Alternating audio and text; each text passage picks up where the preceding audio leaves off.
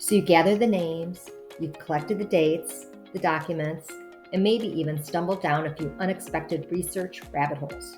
Now what? The real magic begins after the research, when you start to make sense of what you found.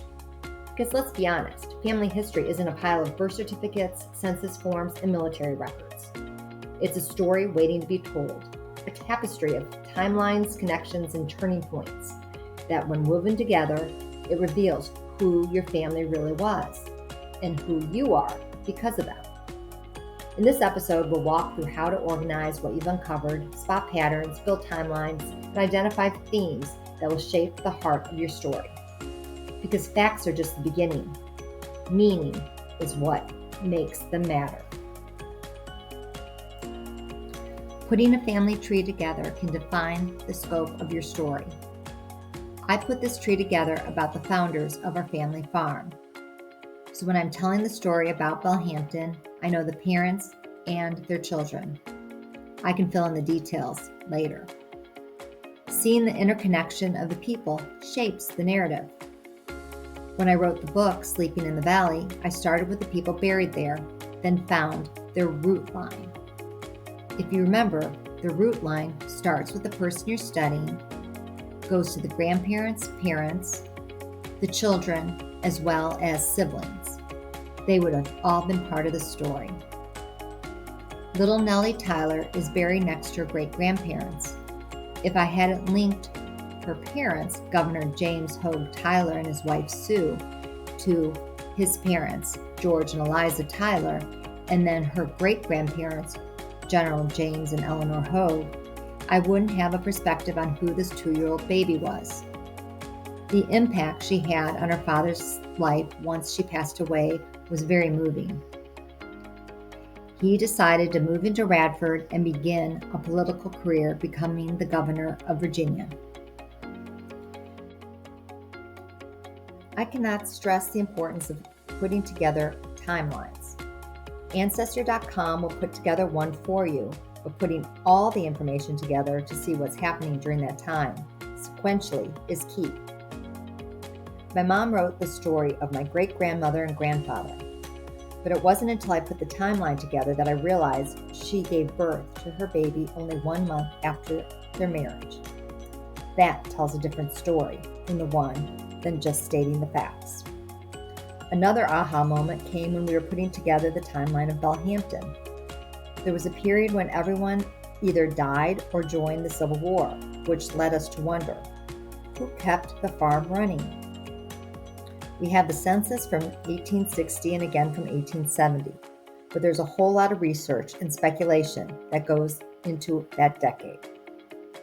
Speaking of decades, I recommend that you organize your data by decade. For educational purposes of the Hoag family, I put a PowerPoint together with each slide representing a decade. This kept the information manageable and very insightful. You can then draw assumptions associated with the information based on the timeline. Once you configure your family tree and timeline, you have visual tools to clarify patterns and gaps. What do you see? A particular value that seems to reoccur with each family member? Is it resilience, entrepreneurship, or service? In my family, there were strong women through the generations.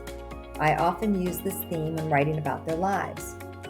Although they were born in the late 1800s, they were the leaders of the family, the businesswomen before women could even vote. They made it through World War I, the Great Depression, and World War II. They were the glue in the family. Did you see how I added the historical context to the themes? When you complete your timeline, include what is happening in the world. Was it the American Revolution, the Civil War, the Great Depression? Whatever was happening during the period you're talking about, make sure to include it. Embed your ancestors' lives with their times.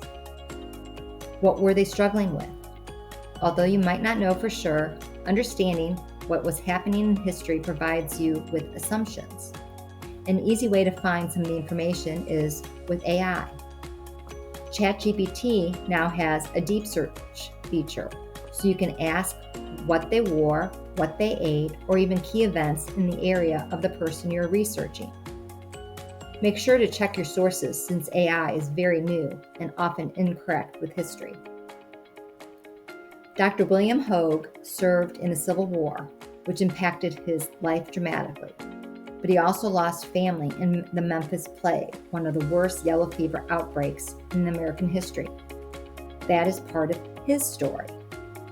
Looking up the details, such as the number of people who died in the plague, revealed that the city was being blocked off, prohibiting anyone from entering or exiting. All those details contributed to how he heroically rescued his young niece and nephew, since his credentials as a doctor allowed him to break through the barrier and smuggle his cousins, nieces, and nephews out. Let's keep this conversation going. What's one discovery you made that changed the way you saw your family? Drop your story or aha moment in the comments.